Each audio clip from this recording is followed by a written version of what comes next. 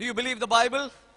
Yes, you believe the Bible. We believe the Bible as the infallible authority of the Word of God. Amen. So I greet all of you in the matchless name of our Savior Jesus Christ, who is the same yesterday, today, and forever. Amen?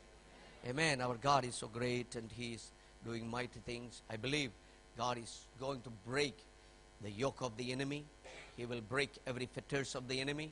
He will bring you through success, fullness of His Spirit.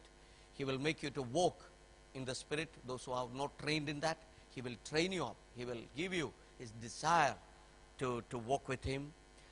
So let's continue the teaching of walk in the Spirit. In part 1, we learned about our soul has a spiritual womb to conceive sin. Those who would like to listen about it, go to YouTube, search for it. You can type my name or the Father's House, Bahrain. You will get it. If you want to listen only MP3, you can go to, they will give you the site location, sorry, the site ID. You can download or online you can listen. Those are all available. Maybe very soon you will be able to watch through our website. If you visit our website, it will be there. So all these are recorded and it is there. Now, our soul has a womb to conceive sin. Part 2, we learned about our body is a visible representation of our soul. The true nature of the soul is manifested over the body through different body language. In that we learned about how when you are born again, your spirit gets the victory and the soul start obeying or bowing down for the will of God. Part 3, last week we studied about our body is operational through 5 senses. I explained about how our senses are controlling our interest and our body. Now today we'll be learning about we have a mixture of good and bad nature working together. We have a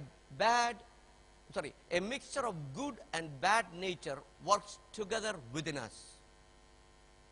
We are a mixture of character. Our personality is a mixture of character. There are good characters and bad character. And the another side is even the bad people, even the worst cruel people will also have some good qualities. Don't ever think that they are cruel, bad. It's not like that. Everyone is having some good quality. Sometimes the bad quality level is high. Sometimes the good quality level is very poor. Recently I watched a documentary. It's an animal story. Yes, you may not understand when I speak about man's story. So it's good to tell about animals. A tiger and a baboon. Baboon is going to deliver a baby. He's in delivery pain and is lying down. Only baboon alone, there is nothing else. And the tiger spotted this baboon. So tiger went, because it's an easy prey. It went, it killed the baboon. It was holding the neck, and by the time the baboon delivered the baby, and this tiger was in the killing tension. Finally he killed and he looked at it and heard some noise. Like this, all crying noise of the baby baboon. And turned, like how the reaction is, I see, he turned and looked at it. And he was staring at this baby, and he felt compassion on the baby. This tiger went near to this baby, and he just kissed and licked and all, and then looked at her mother. Then he was turning all around to look any other animal predator is coming. So by the time this tiger spotted a hyena, So hyenas are always there behind them. And then immediately the tiger went and took the baby. Like how they took the cubs.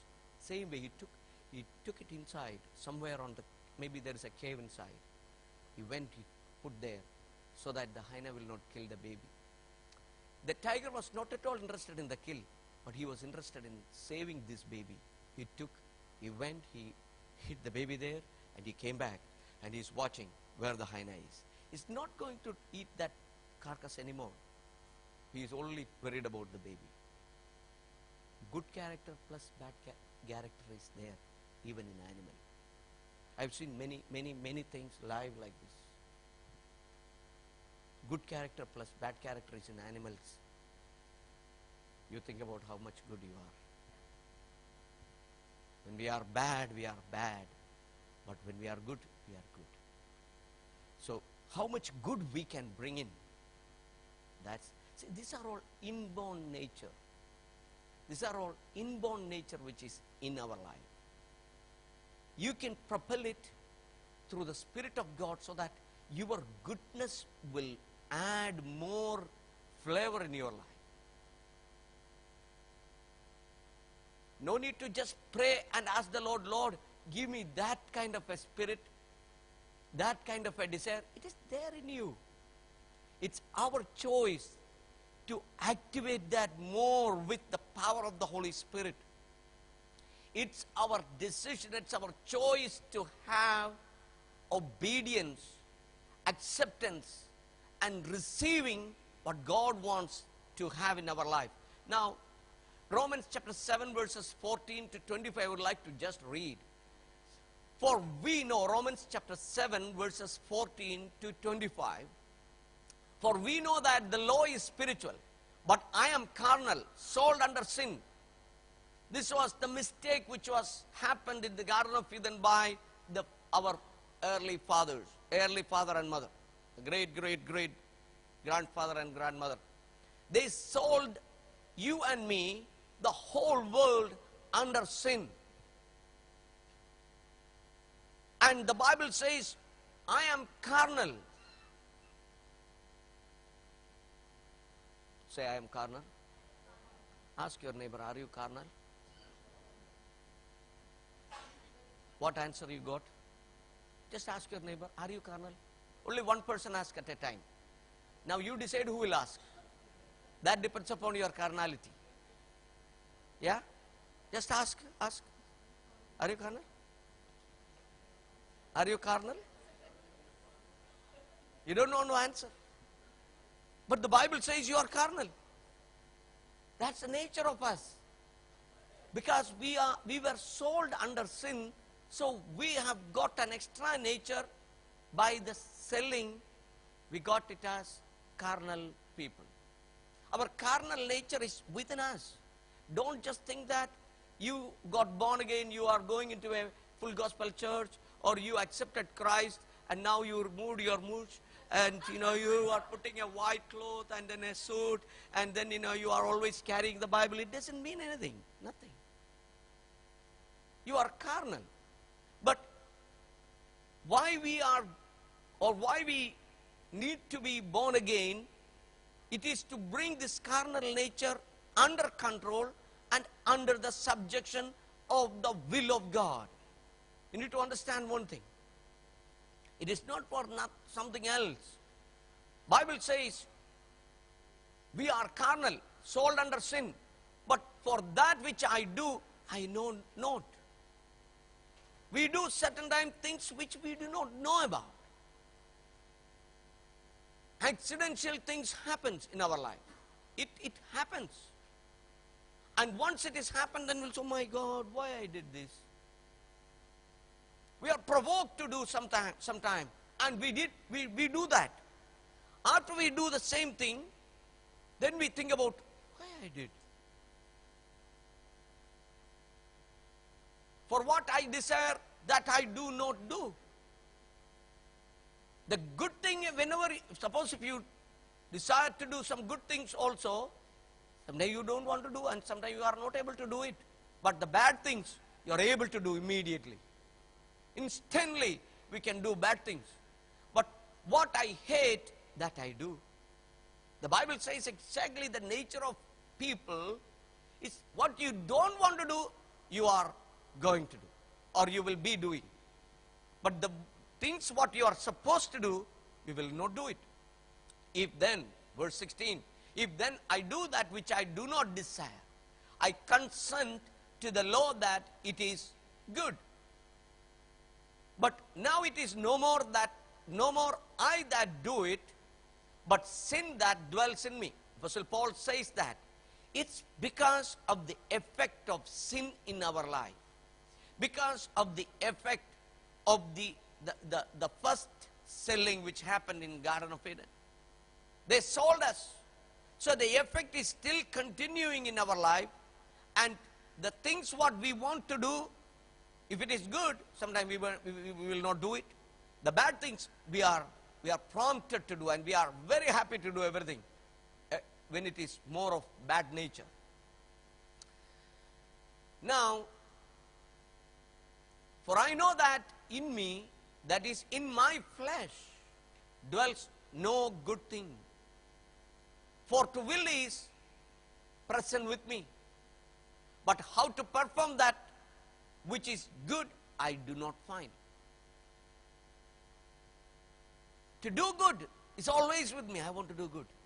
I don't want to hurt anybody. But when it comes to the real scenario, situation, sometimes we take wrong choices and decisions, and we attack people through words, through actions. A lot of things takes place in our life, and when consequences are formed in our life, we think about, oh, I should not have done that. But at that point of time, we will never think about, I should not have involved in that. Why I side with that?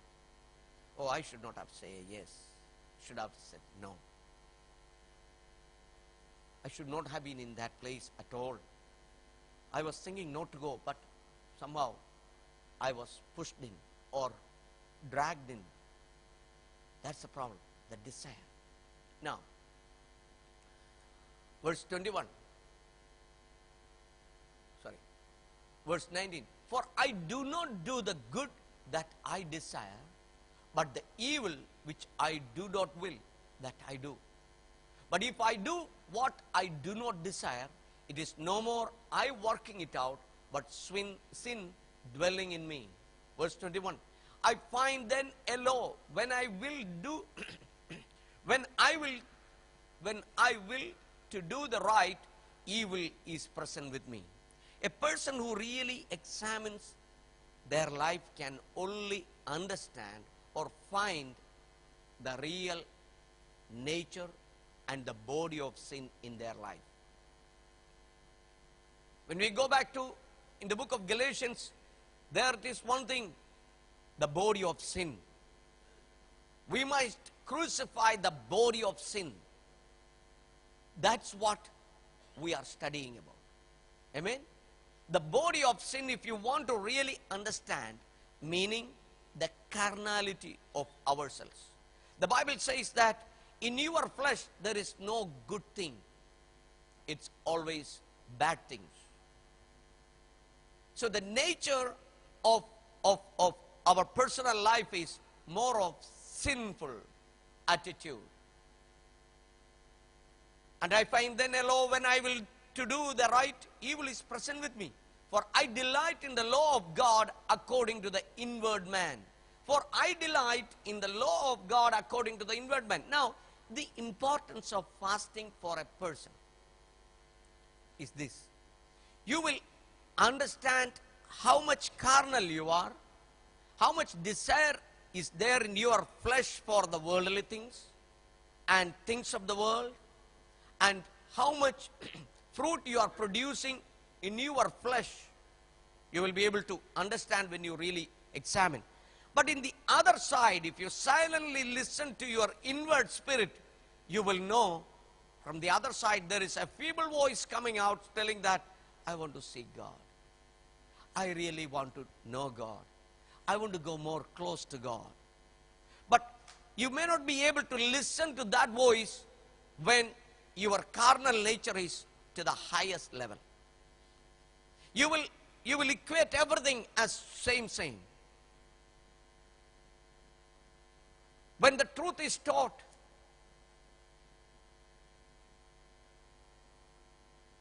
suppose when we say about born again experience or coming in relationship with Christ or in union with Christ, the others will say, no, we are Christians. They are trying to convert me because their carnal nature is on the higher side. They cannot understand the truth of God. They will say, we are the first people. Now these people are converts. Yes, we are converts. We have converted from the carnal nature to the spiritual nature. Amen? We have changed. Oh, are we here? Yes? Is it little tough, hard to understand? It's a little hard to understand, but I can again speak another time. But it's a hard thing to understand about sin. That sin is a nature, is a desire which is there with the same body. Same body. There is a body for sin. As I said, your soul is having a womb. The body, the sin is having a body. In that there is a womb. In that only the sin conceives.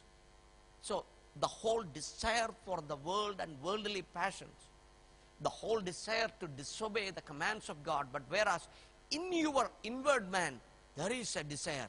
He wills only to know God and to be with God. Let me tell you, because this spirit has come from God. We received our inner man, the spirit from God, from his breath of life, it came into us. So he has a typical nature of God, and he desires only God's thing. He doesn't like anything of the world. He likes to have everything of God. So if you want your spirit to be more active and joyful and happy and full of the presence of God, you need to really press down the soul, the desire of this world, and turn to God, look to God, and then you will see your spirit is able to listen to God, and you will be having a peace. That's why the Bible says the peace which surpasseth every understanding comes upon you. Your all other understandings stands away, and you get a clear understanding of how to live in this world through the Spirit. Now verse 23. But I see another law in my members, warring against the law of my mind, and bringing me into captivity to the law of sin being in my members. Verse 24 says, O wretched man that I am, who shall deliver me from the body of this death? Verse 25 says, I thank God through Jesus Christ our Lord. So then with the mind I myself serve the law of God, but with the flesh the law of sin. See, in our natural life, with the mind, with your choice decision, you serve God. That should be our choice. I want to really serve God. I don't want to have any other kind of extra relationship. I don't want to have any other kind of extra joy and happiness which comes from the world. I just want to have the joy and happiness comes through the Lord. And He can only save me. When you decide that, your body start obeying you. Your soul, your will, your passion of the world will start obeying you, and you will be, your desire will be diminished, and it will be neutral after some time. You will be numb to the world. With your skin, when you touch the world, you will not feel anything. But when you are more of, suppose if your desire is more towards the world, when you hear the rock dance, your body starts. That's what it is. But if you are dead to sin, and when you touch some things of the world which has brought joy and peace in your life, you will feel, no, I want to serve God. I have committed to God. I want to walk in the Spirit. I want to walk with Him. I don't want to upset Him. I don't want to make Him sad. I want to bring joy to the Lord. That's what it is. Now, discernment is needed in our soul because of the root of deception which entered in our heart through our forefathers. Okay, I will repeat it. Discernment. You need discernment. It is not only just attending a church or reading Bible or doing something which really, yes, I want to turn to God. But we need to have proper discernment, what to receive, what to obey, what to reject. You need to discern the Word of God. You need to discern the Word of God properly. Not like, oh, Pastor Koshi said. Not like, oh, this is what, I am taught. No, you discern the Word of God. You read the Word and study the Word. Ask to yourself, is it true and this is the way I must be? Yes, then I have to be like this. Even if my traditions are taught like this, I'm going to change. If you want to come to that level of obedience, then really you need to discern in what situation, in what tense you are. Are you in the past or present or future? Some people are in the past. They are talking about their tradition and their forefathers. This is what they taught me and we will only walk in this. But I want to tell you, you must be in the present tense. At this present condition, at this present state of your life, which was already damaged by the traditions and the passion of the world, you need to change. You need to discern yourself and be a present tense person. Our God is a God of the present. Amen?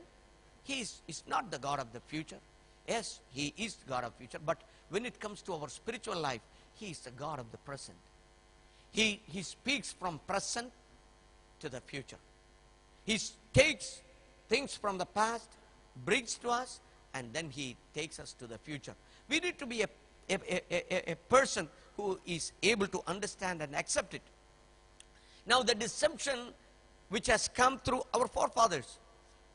Isaiah chapter 44 verse 20. Isaiah chapter 44 verse 20. Isaiah chapter 44 verse 20. He feedeth on ashes. A deceived heart hath turned him aside, that he cannot deliver his soul, nor say, is there not a lie in my right hand? This is not only for the non-born again, it is for the born again as well.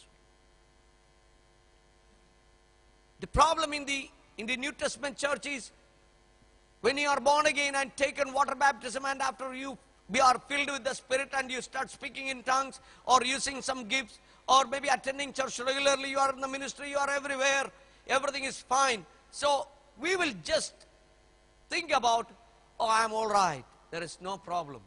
I am so and so, and I worship God, I praise God. That's not what it is. You need to have a discernment in your life.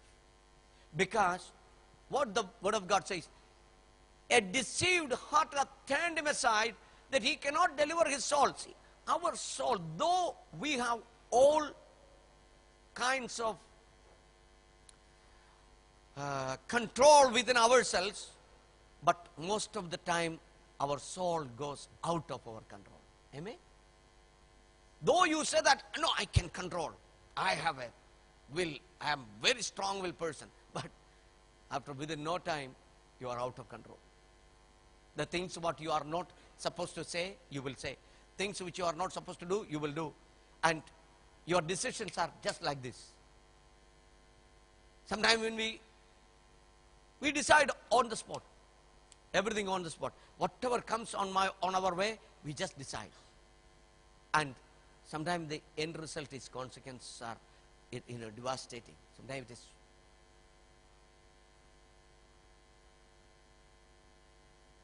From the outlook, you will just decide, oh, everything is pretty good, beautiful, handsome. But in the end, it's all really damaging. You will lose the peace, joy, happiness, everything you will lose. The end result is destruction.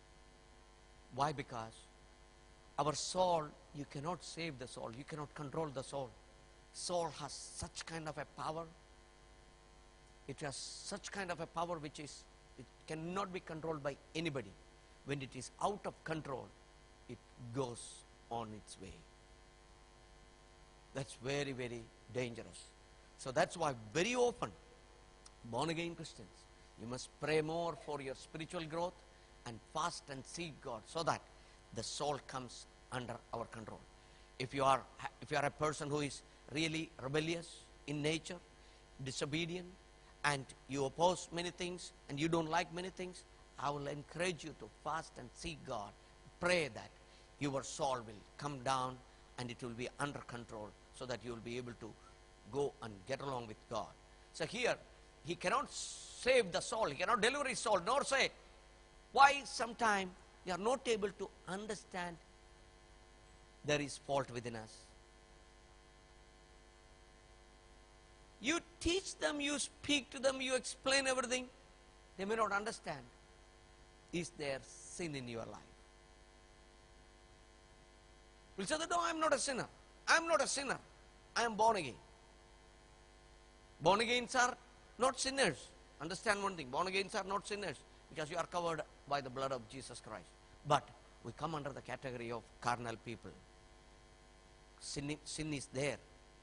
That's why in 1 John chapter 2 verses 1 and 2 says, if you have committed sin, then go to the Lord Jesus Christ. He is our advocate. He pleads for us. He again stands in the gap and he prays for us. It's not that we are totally out of sin. There is, as long as your soul is powerful and doing its all desire on you, your soul, you are coming under this category of sinners. But every time when you go to the Lord, he will cleanse you with the precious blood of him. Amen? That's what it is. So here, many a time, we are not able to understand their sin in our life. Including me, I am talking about. It is not that I am out of it. All of us. It is the problem in the whole world. In the church, in the Pentecostal church, or in the other churches. Why sometimes when you speak about the gospel to them, those who are not in Christ, they cannot understand because they don't have that kind of a discernment. Why? Because their soul is on the higher level. The soul is a dictator in their life and it dictates and they go in that way. There is no way they can pause their life and check, hey, is there sin in my life? Am I a sinner? Did I do this? Who made this trouble? Who created this? We will never think.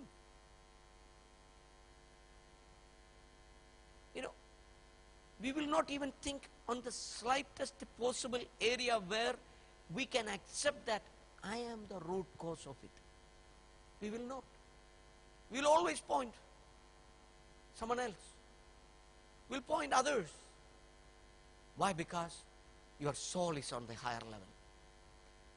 But whatever happens, if a person who is coming and telling that, yes, I want peace, because those who make peace, they are called peacemakers. Those who love peace, they are called children of God. That's the nature of people who have the Spirit of God in them, as well as their spirit, the inward man, is on the higher level, dominating the whole areas. We need to understand that we are created as a moral agent and we are rational in nature. You can decide. Your reasoning. Every aspect of our life must be reasoned within ourselves. We should question everything within us. Why it is and why it is happening. That's a place where your fasting will help you. Your prayer life will help you. Your reading of word will help you. If you want to submit to God, all this is vital in our life. Based on our decision, the next action happens. God is concerned of our each decision. He is concerned of our each decision. That's what actually God is desiring in our life. Now, John chapter 4, sorry, not John, Jonah chapter 4, verse 11. Jonah, correct? Jonah 4, verse 11. Here, God sent his prophet Jonah to Nineveh. He knows one thing, that when these people repent, God will change his decision. He will not make whatever the prophecies, whatever the decision he has pronounced over Nineveh will happen. So Jonah was really a soulish Jewish prophet. I'm not telling that he is not a godly person. He is a godly person. He fears God.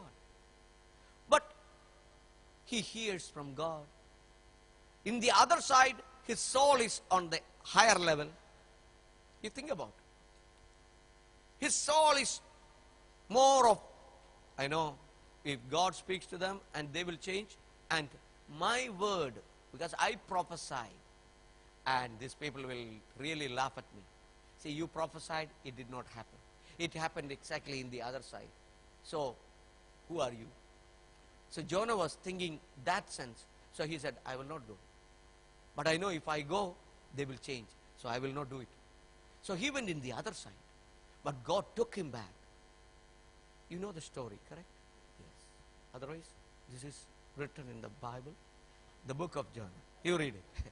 It's only a few chapters. And he was brought back to the place, and he had to prophesy what happened. And he prophesied, but not with his full will. Still he is not changed. Though 3 days he was in the belly of fish, he never realized. He says, I prayed to God from the belly, from the bottom of the sea, and the billows were covering me, and God heard my prayer and brought me to this place, and I prophesied. But still his mind is not changed. His soul is on the higher level. He says, no, I know God will not do anything what I say. So I don't want to do it. But he had to do it. And he prophesied. And people repented. And he waited for 40 days. Nothing happened. People are turned to God, and they've turned their whole life to God, and God was so happy. But he was still fighting with God. He's just looking at the entrance of the gate. He was thinking that now at the last day of the fast, God will just pour, same like how he destroyed Sodom and Gomorrah. He was waiting. So he doesn't want to be destroyed. So he was just at the entrance waiting and watching what's going to happen. That is his soul. When you have an enemy, when you have some problem with somebody, when you have a fight with someone, when you feel that somebody stole your blessing, somebody is backbiting, somebody is doing behind you, and you will just pray and wait. Lord, let me see what is going to happen. Do something. Break his neck, break his back, break his leg, that one, this one, that. And you wait for it. I want to see that. What's happening? But that people, they will always repent and turn to God. But you will not repent. You will put everything in your heart, and you will wait with all the bitterness, with all the bad experience, and you will keep on talking about it. God said, then God did a good thing. Because he was in the hot sun. So God said, okay, let him have some shade. And he brought an apple tree there. And then the next day what God did is, he sent a worm and he destroyed the tree. And he was so sad about it. He said, I am in the hot sun, you gave me one, and then the next day you destroyed. Then the Lord said, hey, this is what you need to really think on. As children of God, we really need to discern our life, check our life. That's what it is. Jonah chapter 4, verse 11. Okay, say from 10, can you put verse 10? Verse 10. Then the Lord said, thou hast had pity on the God for the which thou hast not labored. Can you put it, New King James Version?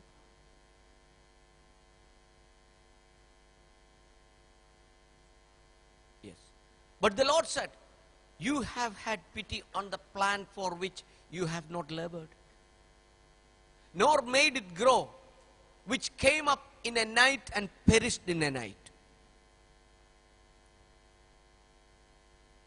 He was thinking more about, okay, verse 9, put verse 9.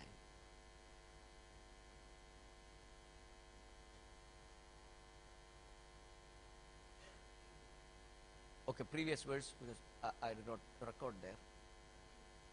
Verse 8, verse 8, verse 8.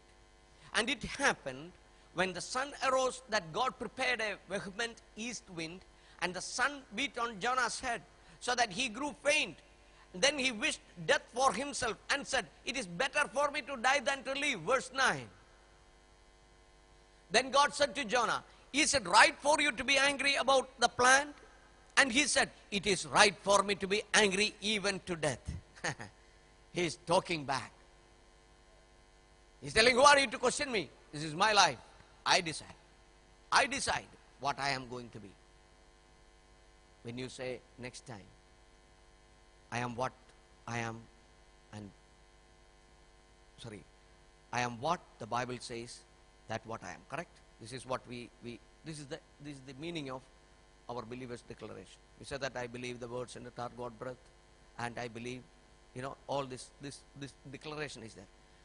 Here in his life, he is indirectly telling the Lord that I decide my life, not you. I can be angry. I can even do anything what I want. That is the soul nature. That is the vigorous nature of our soul is that. When you are determined of doing bad things, that is the high level of your soul. And then the Lord said, verse 10. But the Lord said, you have had pity on the plant for which you have not labored, nor made it grow, which came up in a night and perished in a night. And verse 11, the Lord says, and should I not pity on Nineveh, that great city in which are more than 120,000 persons who cannot discern between their right hand and their left, and much livestock? They were really under the control of the soul passion. What we are trying to learn today is, when your soul is on the higher level of its passion, your right hand and left hand you may not recognize. You are not under control of anything. You will do anything what you want. That's what the people of Nineveh were doing. There the Lord says, you cannot discern between their right and their left. They cannot just look at the good and the bad. They cannot decide to go for the bad or for the good. They are doing whatever the way life is, it is just happening. As a born again person, as a person in relationship with Christ, we cannot have like that. Your choice, your decision should be straight and true. Your commitment towards God should be true. You're reading your Bible, you're praying, your attendance to the church must be committed and really covenanted with God. The Apostle Paul says that nothing can separate me from the love of Christ. Whatever it be, if it is poverty or nakedness or anything, flood or rain or attack from the enemy, let it be anything, but I will not stay away from the love of God. Our choice should be to walk with God. That's what the best is. I want you to close your eyes right now. Next week we will close this subject. Today, you have seen the good and bad side of it. The bad side of our soul and the good side of our inward man. Our spirit always desires for God and His presence. But our soul, it is carnal in nature. It brings out all the desires on our body. Hallelujah. Glory to God. Glory to God.